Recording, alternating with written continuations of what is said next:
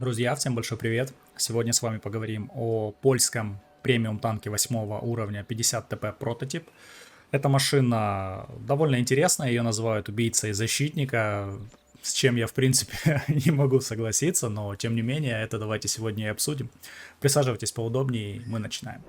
50 ТП прототип — это польский тяжелый танк 8 уровня, как я уже сказал. Он сейчас идет в Twitch наборе за Twitch Prime, то есть кто знает, те ребята в курсе, что с минус 15% эту машину можно будет взять, если приобретете себе этот набор. Я с Твичом не сотрудничаю, поэтому рекламу этого набора делать не буду, она у всех блогеров есть, кто сотрудничает с Твичом. Поэтому суть разговора пойдет не об этом, а пойдет разговор именно о танке. Это у нас польский тяжелый танк, расположился на 8 уровне, его можно, кстати, купить в клиенте игры, как я понял. Да, он продается именно у нас в клиенте, 9600 голды стоит. Как видим, машина выглядит довольно интересно, то есть видим, что компоновка, в принципе, имеет, скажем так, формы многих тяжелых танков, не одной какой-то школы танкостроения, а нескольких, то есть у нас есть и щучий нос, есть и американские люки мехвода, то есть, поляки, когда создавали эту машину, видимо, вдохновлялись разными школами танкостроения, но суть, друзья, не в этом. Для начала поговорим об орудии. Видим, что у нас пушка 9 уровня, 122 мм. Имеет базовое бронепробитие бронебойным снарядом 218. Голдовый подкалибр пробивает 245. Альфа 440. Альфа прекрасная. То есть для 8 уровня 440 стычки. Это очень классно. Разброс 0,4. Время сведения 3 секунды. ДПМ в районе 1859 очков. Ну что, в принципе, очень даже неплохо для тяжелого танка. Также еще из главных его достоинств, друзья, это углы вертикальной наводки минус 10 градусов. Это дофига, можно играть от рельефа, это очень удобно. Видим, что у нас стандартный запас прочности, то есть 1500. Неплохой двигатель, 750 лошадиных сил по 14,33 на тонну. 35 максималка вперед и 14 назад. Конечно, по максималке мы особо не разгонимся, но если поставить на него турбину, то машина, по идее, должна ездить. По бронированию мы поговорим с вами в Collision. Видим, что обзор у нас в стоке 380 метров. Ну, то есть, глядя на сухие характеристики, можно сделать вывод, что машина, в принципе, вроде да не такая уж и плохая, пушка не самая косая. Откровенно говоря, со стопроцентным экипажем у нас будет 0.38. Сведение долговато, 2.88. Ну, ничего страшного. Сейчас поставим модули, подтянем и посмотрим, как машина будет выглядеть уже непосредственно с оборудованием. Поэтому поехали посмотрим, как его собирать. Для начала по перкам экипажа, это тяжелый танк, всегда качаем ремонт, боевое братство. В принципе, я советую всегда качать на тяжах плавный ход, плавный поворот башни, для того, чтобы увеличить стабилизацию. В остальном, друзья, перки можете подбирать по своему усмотрению, но ремонт — это тот минимум, который у вас должен быть однозначно. Не забываем также о лампочке, это обязательно. По модулям я бы поставил на него вентилятор, соответственно досылатель, и можно было бы в принципе поставить турбину. Или же вентилятор заменить на закалку. Это тоже в принципе рабочий вариант. Но я думаю, в принципе, закалка машине, да, может и не понадобиться. Все зависит от вашего стиля игры. Если вы способны не подставляться, то закалка не нужна. Если летите прям в размен, тогда закалка — это must have. Смотрите сами. Видим, что у нас с турбиной максималка становится 39, а это уже неплохо. То есть ездим более-менее быстро. И удельная мощность 15-19 лошадей на тонну. То очень даже неплохо. С этим, друзья, разобрались. Машина выглядит прикольно, поэтому давайте посмотрим, есть ли у нее что-то по броне. Поехали в Collision. Collision модель этого танка выглядит таким образом. Видим, что у нас ВЛД крайне плотненький, 280-270 мм. Есть уязвимая зона вот здесь, где сидит мехвод, я так понимаю, 215-220. В щеке этой зоны оно не пробивается ничем. НЛД у нас рыхленький, 192. Башня в маске очень-очень хорошая, щеки тоже очень хорошие, есть уязвимая зона, это вот этот лючок и такие выступы над щеками, в которые тоже может что-то иногда залетать. Борт имеет хороший противоаккумулятивный экран, плюс сам борт имеет также довольно неплохое бронирование, за исключением вот этих уступов, которые будут также пробиваться. В целом, по броне я не могу назвать машину рыхлой, то есть она довольно неплохая, лукавить не стану. Но сравнивать его с защитником — это полная чушь, защитник по бронированию будет на порядок сильнее, кто бы что ни говорил. Поэтому, если у вас есть возможность купить защитник, и вы думаете взять защитник или 50 ТП, то берите защитник, вы даже можете не сомневаться в этой покупке. Но если вам нужно качать польский экипаж, то в принципе, машина может иметь место в вашем ангаре. Я не могу ее, опять же, повторюсь, назвать каким-то дырявым. Броня здесь есть, то есть действительно есть. Здесь есть и альфа, есть и броня, поэтому при должной сноровке можно на этой машине, реально можно будет и потанковать, и понаносить урон. Поэтому, в принципе, с этим всем разобрались. Уязвимые зоны есть, но не прям какие-то критические. Давайте посмотрим бой, поговорим более детально. Поехали в бой. Бой, друзья, у нас на карте аэродром. Видим, что игрока забросило в сетап с 6 уровнями. По модулям у него вентилятор, досылатель и стабилизатор. В принципе, я бы играл, скорее всего, с таким же сетапом. Единственное, что, скорее всего, заменил бы стабилизатор на турбину. То есть я вам говорил в ангаре про турбину, потому что меня медленные танки дико бесят. Я, скорее всего, заменил бы стабилизатор на турбину. Так машина бы начала ездить чутка получше. В этом бою будет нанесено хорошее количество урона, то есть с близкой дистанции. Всего пара выстрелов будет с дальней, поэтому бой, соответственно, мастера. Я его не смотрел. До этого, друзья, я хотел вам показать бой на карте Студзянки. Изначально я его скачал, посмотрел реплей. Начал запись, потому что я до записи реплей никогда не смотрю. Я хочу, чтобы моя реакция была максимально естественной. Поэтому я включил запись, начал снимать, и там получилось просто такое жуткое уныние, где игрок просто всю игру простоял в одной позиции. 15 минут не мог просто, не 15, 7 минут не мог ничего абсолютно реализовать, и только в конце начал как-то настреливать. Поэтому, друзья, я поискал другой реплей на большее количество урона. Да, здесь идеальные условия для машины, 6 уровни. Я понимаю, многие из вас скажут, что это ерунда, это не объективно.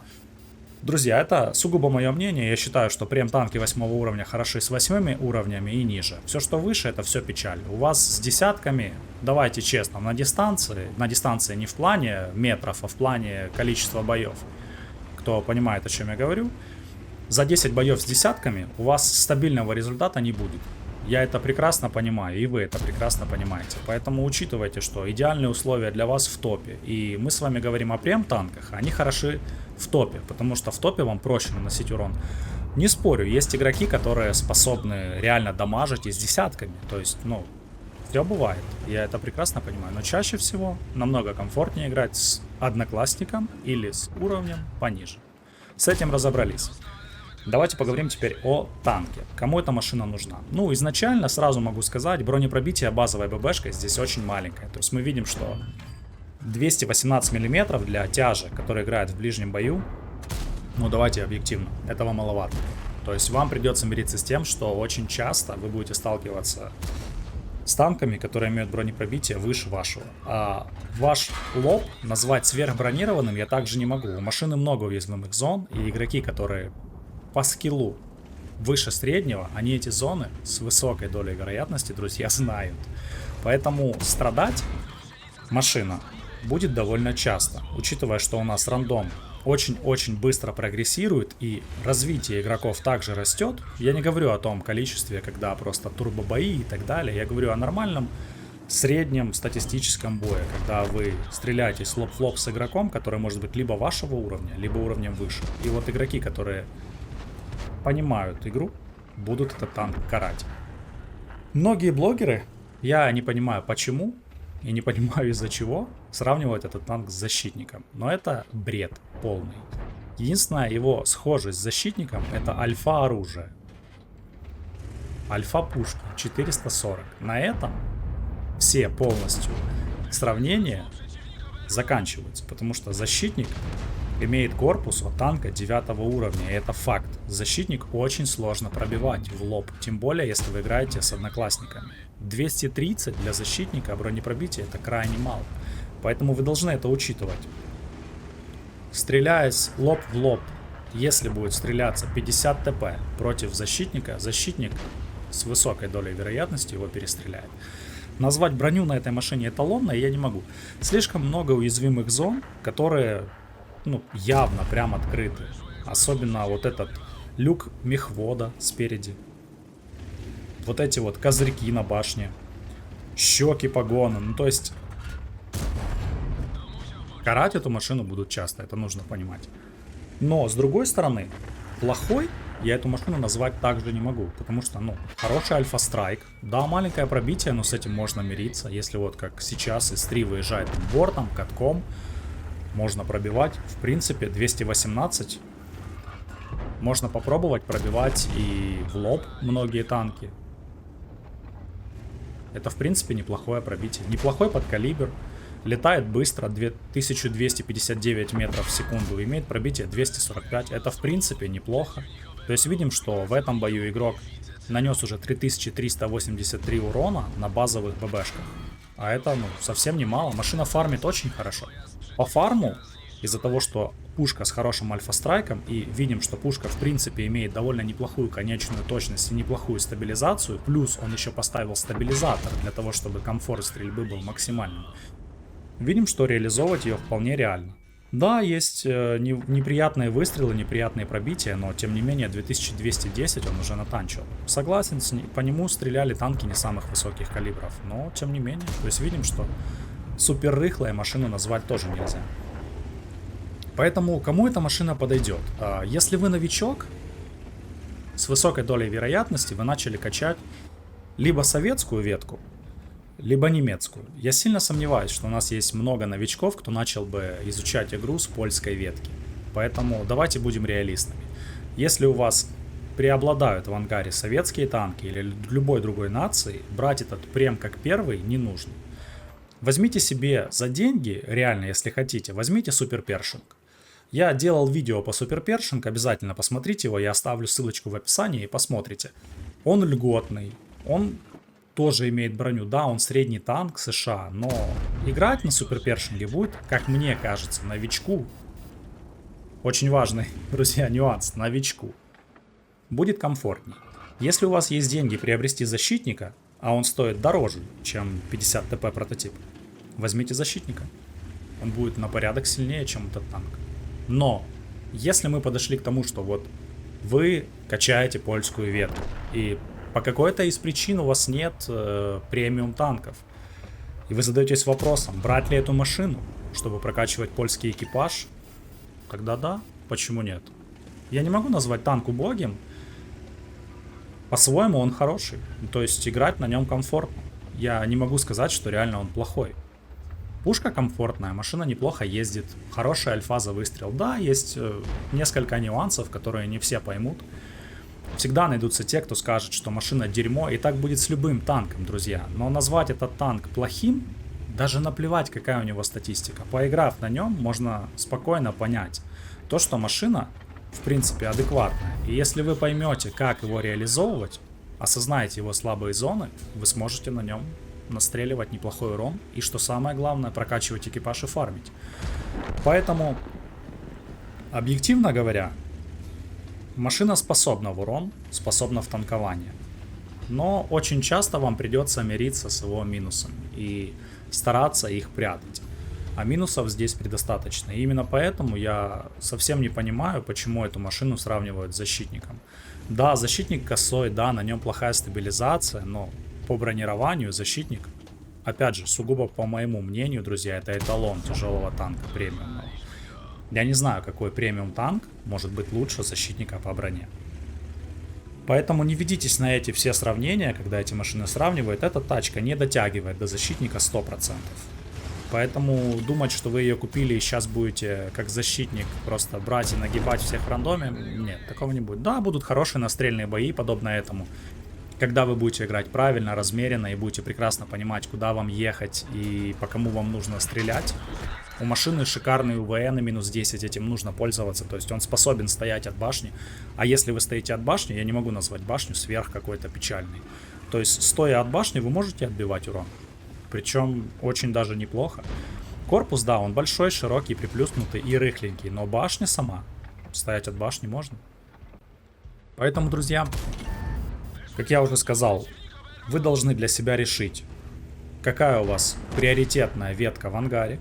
Если советская и вы первый прям хотите купить польский, но это глупо, правда. Лучше собирайте деньги, купите защитника. Или любой другой советский премиум тяжелый танк. Там, например, вот был недавно на черном рынке Сапсан ИС-3 с механизмом заряжания, тоже очень хорошая машина. И она будет гораздо интереснее этой машины. Да, он сейчас не продается, но это я просто вам говорю к тому, чтобы вы осознали то, что я пытаюсь вам сказать. Поэтому, объективно говоря, танк, опять же, повторюсь, неплохой. Но использовать его как первый прем, я считаю неправильным. Как видим, пушка позволяет выцеливать. Попал спокойно в крышу Леви. Да, стоял повыше, но тем не менее защитника вряд ли бы вы так выцелили, потому что там конечная точность на порядок будет хуже, чем здесь. У нас в игре так, друзья, сложилось, что нету идеальных машин.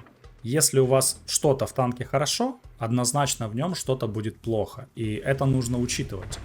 Идеальных премов их не бывает, друзья. Поэтому, если вы решили качать польскую ветку и вам этот танк необходим, да, можно брать. Но если у вас есть прем-танки и вы хотите просто что-то добавить, посмотрите в другую сторону. В сторону других машин. У меня на канале много обзоров по прем-технике. В крайнем случае напишите, спросите. Я вам всегда объективно подскажу. Надеюсь, на ваш вопрос я ответил и бой вам понравился. До новых встреч в эфире и пока-пока.